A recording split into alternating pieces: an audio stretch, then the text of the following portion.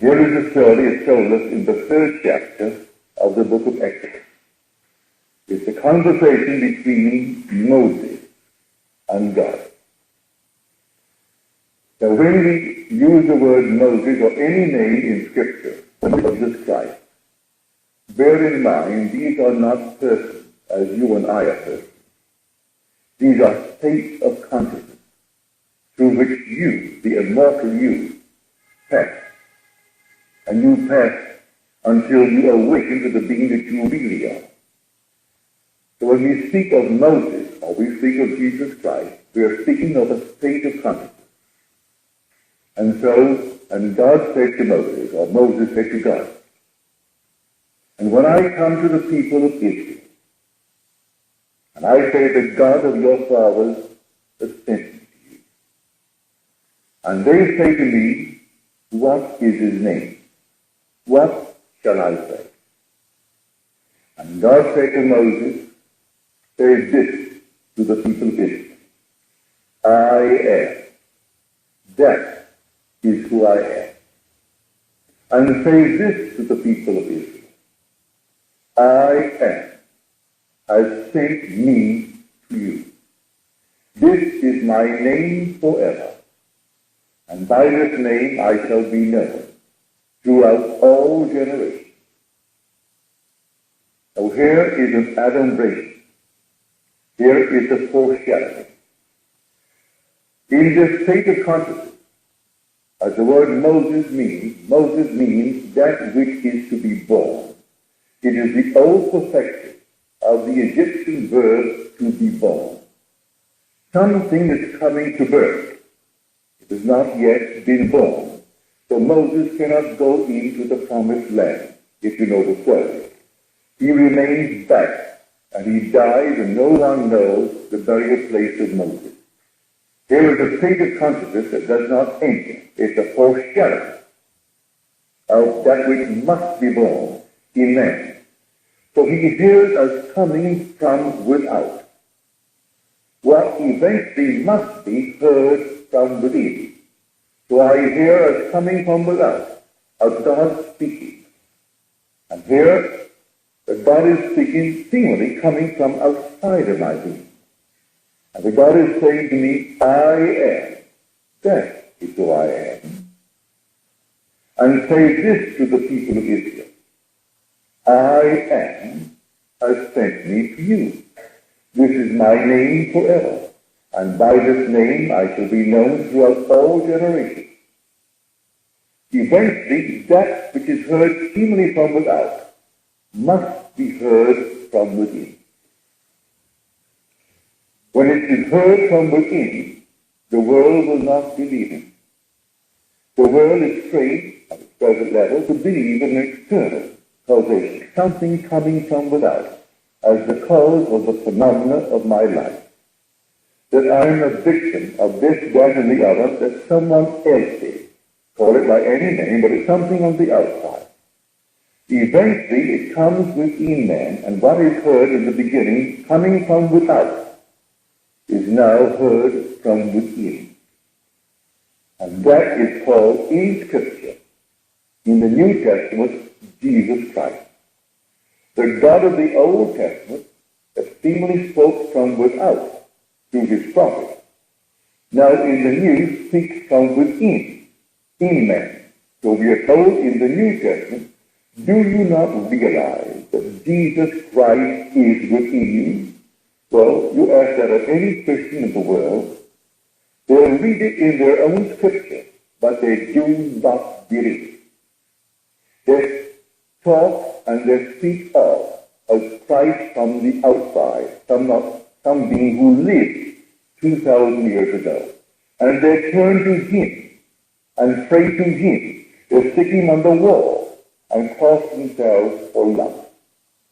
That is not the God of Scripture.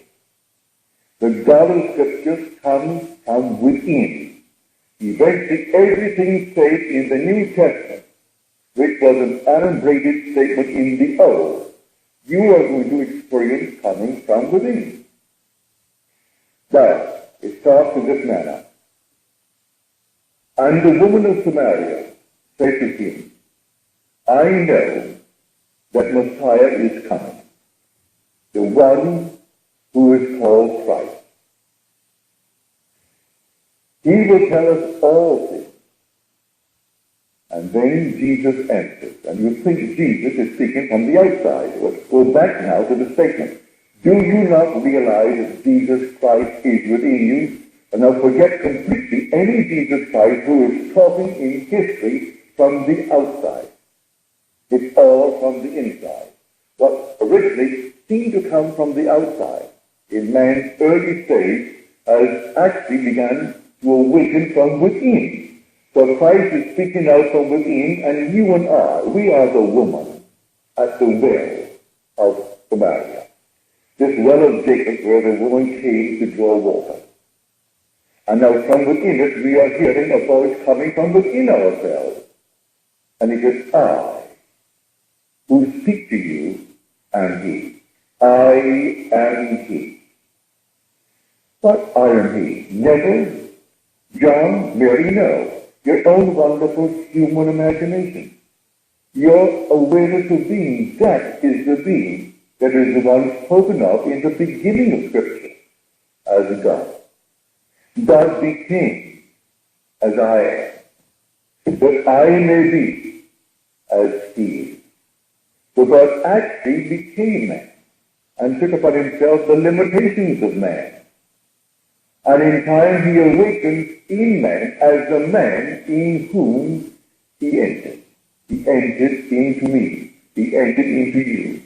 And he in you is your own wonderful human imagination. That is I am. That is God. Now take all the I am statements in the book of John, or the Gospel for that matter, but John has them all. Unless you believe that I am he, you die in your sin. You're praying to a false God when you pray to something on the outside. If you pray to the true God, you appropriate that which you ask for. It's a subjective appropriation of the objective hope. That's how you pray. 1 billion people drop to their knees and pray. Well, who is listening? Who is listening when you pray? Is it not something coming from within? Do you believe in the reality of what you assume? You are called upon to assume that you are, or that things are, as you desire them to be. So the subjective appropriation of the objective hope is prayer. So unless you believe that I am he, you die in your sin. Sin is to miss the mark. You will miss the mark in life unless you dare to appropriate that feeling and then sustain it within you as though it were true. How no one knows, but you walk in faith. Those who know thy name, says the psalmist, put their trust in thee. For the name is not Jehovah, the name is not God, the name is not Jesus, the name is not Jesus Christ, the name is I am. You can't really pronounce the name I am in Hebrew. It's in 4 consonants, Yod, He, Vav, He. We translate the 4 consonants as the Lord. All right, so we give it a sign. But the minute you say the Lord, you think of something on the outside. But when you say I am, you can't think of something on the outside. How can you say I am and quote any place? You can say I am rich, I am poor. I am known, I am unknown. I am this, that, or anything else in the world. But I am is basic. It is the root of all. That is the God of Scripture. That is the God of whom the Scripture speaks. The God that no one is talking about because they're putting him on the outside. And they're praying to that which is not something that is real. And they're bowing before some little silly thing that man made with his hands, not knowing that man himself is the temple in whom God dwells. And God dwelling in man is man's own wonderful human imagination. That is God. Now you're called upon this to put into the test. Everything said concerning this being, I know from experience to be true. And when you have lifted up the Son of Man, you will know that I am He. Well, how is the Son of Man lifted up? We are told in Scripture, as Moses in the desert lifted up the serpent, so must the Son of Man be lifted up. Well, that's an adumbration. That is a foreshadowing. You are told that all the things of whom he spoke, and Moses is a state of consciousness, they were copies. They were shadows of the reality. So you copy what you saw. You saw something like a serpent move up, and you copied it. It moved up on a straight line. And so you made a copy of the reality. Now comes the reality. Will I experience that reality? Yes. I have experienced that reality. As Moses in the wilderness lifted up the serpent, so must the Son of Man be lifted up. Well, in my own case, suddenly I was tricked into from top to bottom. This body, seemingly this body, at the base of the spine was golden liquid light. As I contemplated it, I knew it was myself. And as I contemplated it, I fused with it. And fusing with it like a fiery serpent, I ascended into my own skull. That's the only heaven in the world. This is the heaven, into your own wonderful skull, but you ascend like a fiery serpent. So as Moses lifted up the serpent in the wilderness, so must the Son of Man be lifted up. Then you know who the Son of Man is. And he's called in Scripture Jesus Christ. And Jesus Christ is what? Your own I am. Because who was lifted up? I am. I went up. Not another. I went up. So I know exactly what he's talking about. So everything said of him, I have experienced. So I'm sharing with you my own experiences. These things are true. They are literally true. But they're told in a language that is figurative. So it's not a serpent on the outside to whom you turn that you are secured. It is the serpent in your own being. You are the being that came down into this world. You are the being that will rise up out of this world. You came down into generation. And you will play your part fully. And at the end, you will simply ascend into regeneration. It's for a purpose, not a thing you did in this world that was wrong to bring you down into this world. It was a challenge of God. And God came down. There's only God in the world. There is nothing but God. God plays all the parts of the world. Every man in this world is God playing a part. And when you know it, you can see everything is yourself pushed out. And having experienced it, you can tell them exactly how this whole thing is taking place. So unless you believe that I am He, you'll continue missing the mark in life. Well now, if I really believe that I am He, and I have a goal in life, how do I go about getting it? Well, what would the feeling be like if you had it? What would the feeling be like if you had it? Or dare to assume the feeling of that wish fulfilled. If you dare to assume the feeling of the wish fulfilled, who is doing it? God is doing it. For God is I am. So if you say I am, then you name it.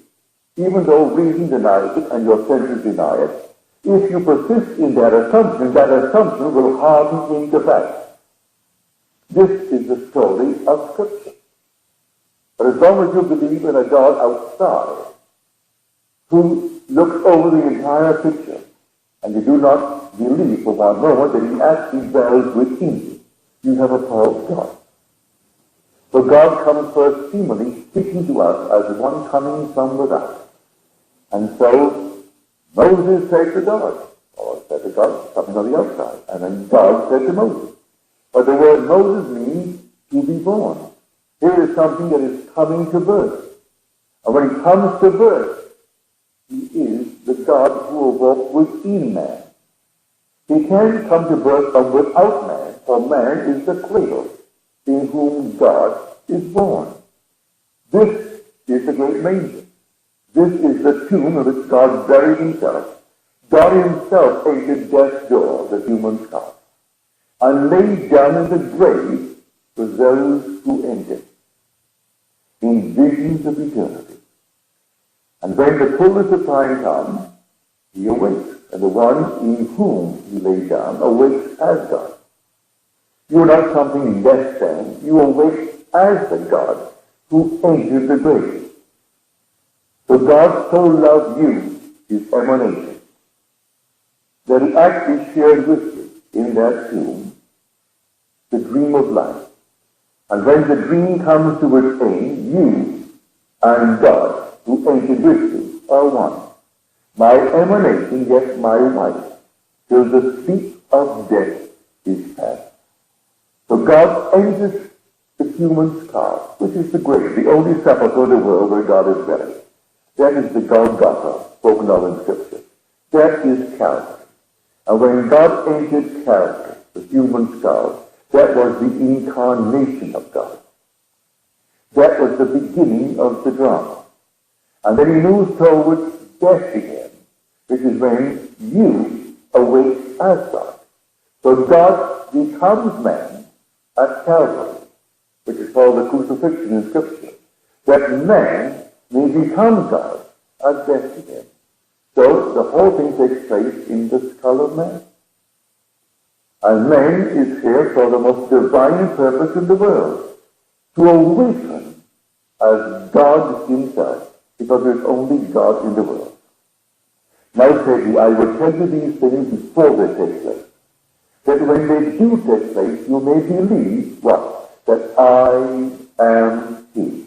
It's not a being on the outside talking to me. For if Jesus Christ, who is the Lord, is speaking, and Jesus Christ is within me, it has to take place within me. So it's not a being on the outside talking to me and telling me as I'm talking to you. It is within me the drama is taking place. But to understand it and to write it, it is told in the form of a story. For truth embodied in a tale shall enter in at lowly doors. So you take this fantastic story, and you have to tell it in the form of a story. How would you tell it? A man talking to another man, or the man talking to the woman at the well. And so you tell it in the form of a story. And eventually that story told seemingly between two people that are external to each other is actually unfolding within oneself, and the whole thing is taking place within one being. You are the God of the Bible. You are the Jesus Christ of the Bible. But in the beginning, in your sleep, he talks as coming from without. And eventually, he unfolds from within. And you realize that you yourself are the Lord Jesus Christ. So in the end, there is only the Lord Jesus Christ. But the Lord Jesus Christ is not a name, it's your own wonderful I am. That's the Lord Jesus Christ. There is no other Jesus Christ. If he is within me, what is the center of my own being? I am. Can I go any place and leave it behind me? So listen to the words. I am with you always. Even to the very end of time. Can you get away from being I am? In a dream, who is dreaming? I am. And who wakes in the morning? I am. You can't get away from I am. You can't get away from God. For God is omnipresent. God is immanent. He is actually indwelling. And you can't get away from God. Now, if you believe in God, you must first believe in your own wonderful human imagination. For if all things are possible to God, well then all things are possible to your own wonderful human imagination. Now, what does it take to make it become real in my world? Faith. Faith in God. Biblical faith is faith in God as Savior. Well, Savior is not only to save me from the ultimate, which is death, but to save me from everything in the world that confronts me, from which I would like to escape. No matter what it is, maybe I'm disorganized and can't pay my rent. That is a problem. But can God save me? Yes. The ultimate would be to save me from death. But before that moment in time, there are so many things from which I could escape. I must turn to God. Well, I can't turn to any God on the outside. I can turn to God, if I really turn to him, on the inside. He dwells on the inside. He is my own wonderful I am. My consciousness, my imagination. That is God. So if you really would believe in God, then we come from that original state where he speaks seemingly from without to within, when I hear him not as another, I myself experience all these things, so I can say to anyone what I did. I woke within my own skull. There wasn't another who woke. I came out of my own skull. There wasn't another who came out. So I was born from above, as told in Scripture. I arose from the grave, or the grave was my skull, that was the sepulchre. It was I who found the essence of all the things I've ever done in this world. And the essence put together and personified was a son. And his name was David. And so all the things I've ever done in eternity, and I've played all the parts in the world. At the very end, when they all are gathered together and personified, that is a son. Now I know that God is not only the power of the universe, he is a father, a loving father. And then comes dreams in my world. Everything I've ever done, at the moment sometimes it was bitter. Sometimes I was disgusted with the things that I do. But in the end, I realized it was all love. It was all love. Did you ever have a dream where you embraced one that you loved dearly? The most intimate embrace. And then the face turns and changes, and it's the face of another you once embraced. And then another, and then another, and then another. And all of a sudden you realize that all these, though some turn bitter, and some turn, well, horrible in your world, at that moment of the embrace it was love. And then as you begin to awaken from it all, you realize that everything in this world you brought into being through love. We are told in Scripture that God is steadfast love. And love is not love. It is also. If I fall in love with something and suddenly it is not what I thought I fell in love with, and then I change, that is not love, not the love of Scripture. For love is not love which alters, when its alteration finds.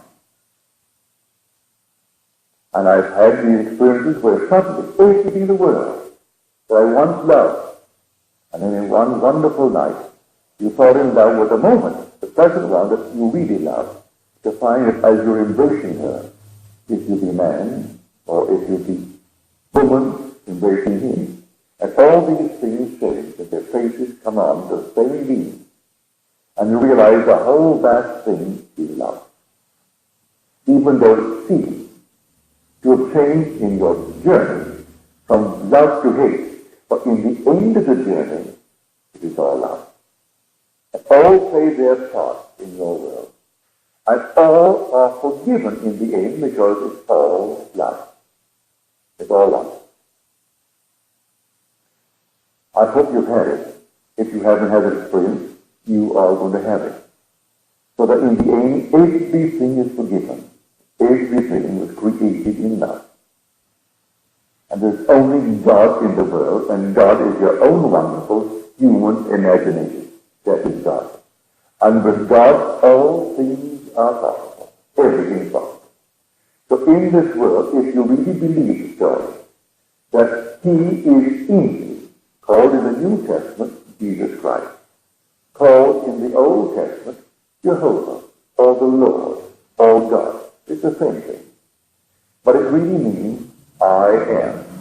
So when I come to the people of Israel, and they say to me, who sent you? What is his name? Just say to them, I am. That is who I am. And if they ask you for my name, just say, I am has sent to you. And this is my name forever. And by this name I shall be known throughout all generations. But he heard it as coming from without. Eventually, he who is to be born, for that's what the name means, Moses is to be born. When that which is within him is born, then it comes not from without, it comes from within. And he hears it rising within himself, that I am he. And so through the woman of Samaria, or to any other person, I am he. Who says he will come, he has come. I am he. Not a little thing called Neville. I'm speaking now of the being within us, the one being in all of us.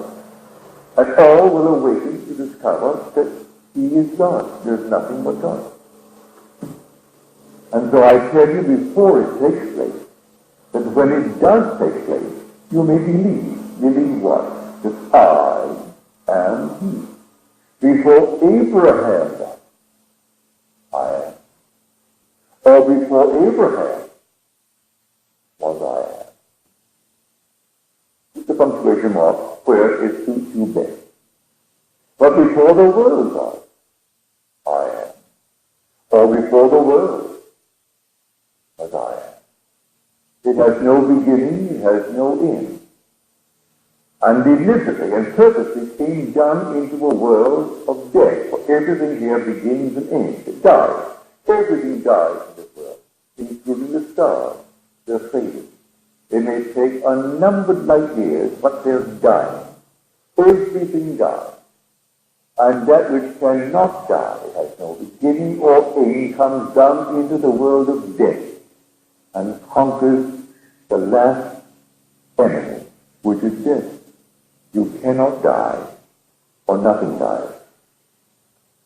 But tonight, you can put it to the extreme test in something that you can prove in this temporal world, which will vanish anyway, but you prove it. And see, the whole thing comes into this world. And I can tell you the spirit that is in store for you, because your memory returns, and the long-last language of symbolism returns with it. And thinking that the world will simply put aside, meaning nothing, that comes to you in the form of a dream, has the most wonderful significance in the world. That which has no significance in the world, and they're simply eliminated. And they turn to a Freud, or turn to his disciple, and try to give meaning, and all based upon what they call sex. I'm not denying the importance of sex in the world, that's generation. But every little symbol in your dream is so important. When memory returns, everything comes back with it, and you see it so clearly. Here is a simple little experience. It has happened to me through the years. In the story, Joshua, which means Jesus, and Jesus and Joshua is Jehovah. The same Yahweh-Vav is the root of the word. So Yahweh-Vav is the root of Jehovah, Yahweh-Vav is the root of Joshua or Jesus. And Joshua goes because Moses cannot go. He is to be born. Joshua, which is the Lord, is born. So he goes into the promised land. And he takes with him one. And the one is Caleb. Well, Caleb in Hebrew means the dog. It also means a male harlot who serves the priest in the temple. But the symbol is a dog, as told us in the 22nd Psalm. The dog surrounds him. Well, the word Caleb is his companion who goes with him into the promised land. And here, whatever I've seen in my dream, a dog. I'm walking with a dog. Or the dog is in the hand of another. And when the dog defecates, right before me, in a generous manner, I've always known that a very large sum of money will come to me. If it defecates twice before, it comes so soon I am not even up to receive it. Now, it doesn't make sense to the world. Well, yesterday morning, I woke at 5. I was having this wonderful experience, and here was a dog. It began as some other kind of an animal, and finally it became a dog. And as the person leading it turned it right on the sidewalk, it defecated in a generous amount. Walked a foot or two, and repeated the act. Well, Scripture tells us that if the vision repeats itself, it means that the thing has been fixed by God, and it will shortly come to pass. Well, I was alone at 8:15. I thought, now this is the time I would shave and bathe. My head was under the shower, and I was taking the shampoo. And I heard that there's a dog in our apartment. I don't own a dog. But my daughter has a dog, and she leaves her business 4 days a week. Well, it so happened, yesterday was the day that she left the dog with me. She's barking like mad, and it's only about 8:15. I said, who on earth could be disturbing the dog? My hair was full of shampoo, and I got that out. I threw a robe open, went to the front door, and here was the postman on the outside. He was just about to leave when I saw him, and then I opened the door, and he stuck a letter to the special edition. I had no time at all left, so I threw it on the table, and back and completed my shampoo and completed my chores for the morning. When I came out, I opened the letter, and my brother sent me a check for $2,500. It's not a dividend check. Just sent me a check for $2,500. Now here, the world will laugh at a thing like this. But see, when you awaken from the dream of life, memory returns. And with the memory, the language of symbolism returns. And all these are symbols, telling you the most fantastic story in the world. And here was the dream. And here it was so, the defecation took place twice. Defecated twice, which means it was shortly come to pass. It came so shortly, I almost missed it. There I am with my head full of shampoo, and here he's ringing the bell, which I would not have heard were it not for the dog. And the dog is barking at someone who is ringing the doorbell, because under the shower I could never have heard him if he only rang the doorbell. But the dog is barking. I wonder what on earth is Candy doing? For his name, by the way, is Candy. And so I went out and I wondered, what are you doing? And here was the postman taking this thing. And I apologized for my appearance, for I was full of water and put a robe on me, and he gave me a check. Now here is this thing, it was not a dividend check. It was not something due me at all. Just sent me. Now, I tell you, this is how the law operates in this world. It's a fantastic thing. It all is from one source. There is only God in the world. There is nothing but God. God speaks to man through the medium of dreams, when man doesn't understand the language of God, because he's not yet awakened to the language of God. One day he will awaken from the dream of life, and every little strange symbol of the world will have meaning. To the average person, that would be a most offensive thing to watch. You walk down the street, and some lady, instead of curbing the dog, allows it to use the sidewalk, and you've got to step over it, and you're offended. And everything here also is a dream, but people don't realize it. Everything here is really a symbol.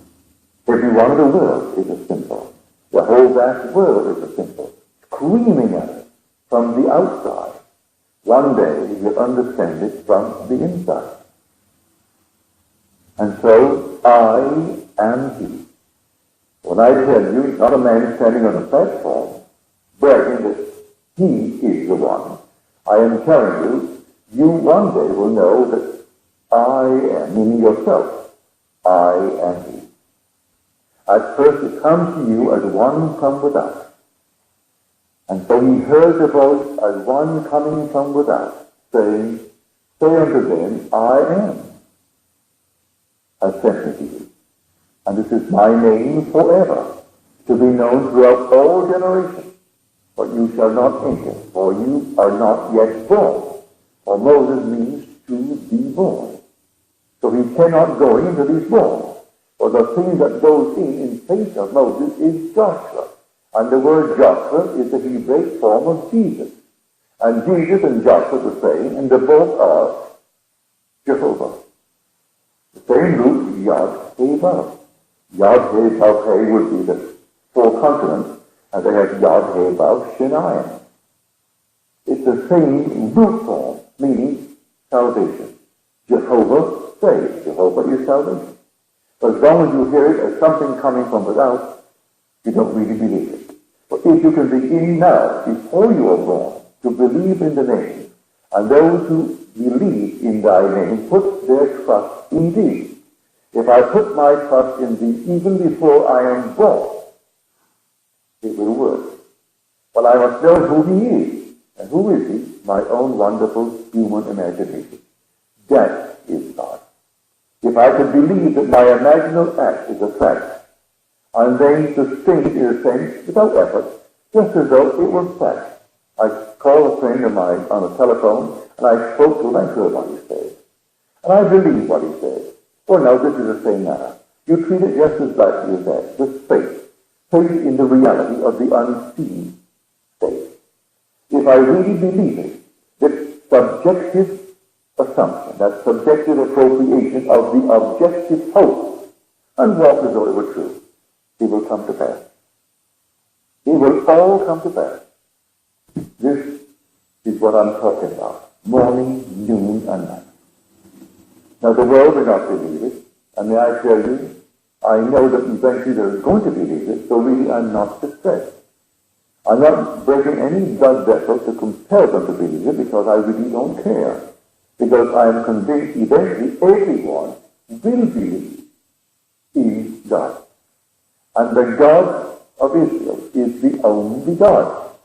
But that God comes to its fulfillment in man, in the New Testament. The New Testament is the fulfillment of the Old Testament. There's only one. Here is the tree, and here is the fruit. So the New Testament fulfills it, but the New Testament, as understood by 1 billion who call themselves Christians, they don't understand it at all. They still do the same external worship of the old world. And they believe that that makes them a Christian by attending Mass or attending service, by contributing to their church. But these are lovely things if you want to do it. Perfectly all right. Nothing wrong about it. But that is not what the Bible is talking about. The Bible is telling you of the most fantastic thing in the world, that God became man, that man may become man. And Calvary begins it. Calvary is crucifixion. It's not the end of the drama, it's the beginning of the drama. And you and I have already been crucified with God. Or we couldn't even breathe. The very moment you breathed as a child, that was the death of God. The very first breath that a child takes and explodes his little lungs and cries, that's the death of God. And that was the life of man. Man lives through the death of God. That's the crucifixion. There is no other crucifixion. Forget the little cross of wood. Forget all the little things you're told about. The death of God is the birth of a child. That's when God died. And the breath was his life. And the breath was God. For the word spirit and the word being are the same in both Hebrew and Greek. So the very breath when the child breathed for the first time, that was the death of God. His complete and utter forgetfulness of his God and the living of man. And then he's moving towards Bethlehem. And Bethlehem is then the awakening of God who had died to make that child alive. So Calvary begins the drama, And that again is the awakening in man as God. But when you awaken, who awakens? I. And who is experiencing? I am. And that's the same. That's God's name. You try it tonight, and you'll realize that I'm telling you the truth. For I tell you before it takes place, that when it does take place, you may believe what? That I am He. And all the things said, you're going to experience. That I am the light of the world. May I tell you that is true? One night, in 1926 it was, or 27, I was in New York at the Larchmont Shore Club. I was either 21 or 22, for I was born in 1905. And there was a huge big dance going on. Well, that was the day of Prohibition. But Prohibition was only a name, because there's much liquor serving then as there is today.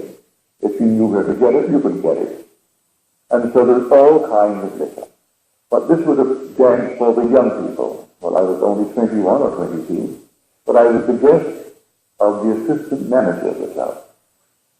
And he didn't think that I, his guest, should mingle with the guests and the members of the club. That would be inappropriate, because that was simply not quite the thing that he thought to do. For I was simply his guest, and he was only an assistant manager, and these were simply the members of the club, and I shouldn't mingle with the members, all their guests. So I went to bed, and I did something that I rarely do. I read in bed. I had this book. It was a book on the life of Buddha. And here I'm reading the book, I have a light on, and the music is playing, and I long to dance all through the night, for I was a professional dancer. I would not have gone downstairs with my dancing partner, who was my friend's daughter, who in various probably came. I would have loved to go downstairs and dance, but he thought it unwise for his position to have me do it. So I sat in bed, and I reclined, reading the book, and the next thing I knew, it's about 9 in the morning. The light is still burning at the head of my bed. The sound of music is over. Everything is still. And here I am at 9 in the morning with the book sat on my chest, which means I did not turn in the course of the evening. I fell into a trance, cataleptic state. For the book is still open on my chest, the light is on, and it's now 9 in the morning. I must have fallen off about 10 that night. So here almost 12 hours of a cataleptic state. And in that interval, I was infinite light. There was no star. There was nothing but infinite pulsing living light. Nothing but light. And here I am, the center without circumference. Infinite light. Living pulsing light. So when you're told in Scripture, he who speaks from within, I am the light of the world, I know that from experience. And the world is simply my emanation. Yet my life, till the sleep of death, is past. So the whole vast world is yourself for self. The day will come, you will know from experience you are the light of the world. Everything said in that Scripture is true, literally true. But when you read it, the words are figurative. And you can't quite grasp it. How could you be the light of the world? When our little sun is only a faint little part of infinity of light. There is dwarfed. It is dwarfed by all the other great suns and their constellations. And yet, I know from experience that you take the whole vast infinite world of suns and their constellations. And this light contains all, and yet it all got it out. It's only light. living, wonderful, pulsing life without circumference, and you the center, and the center is I. So you are the God of Scripture. And to really understand the God of Scripture, you must understand His name. And His name is concentrated in you.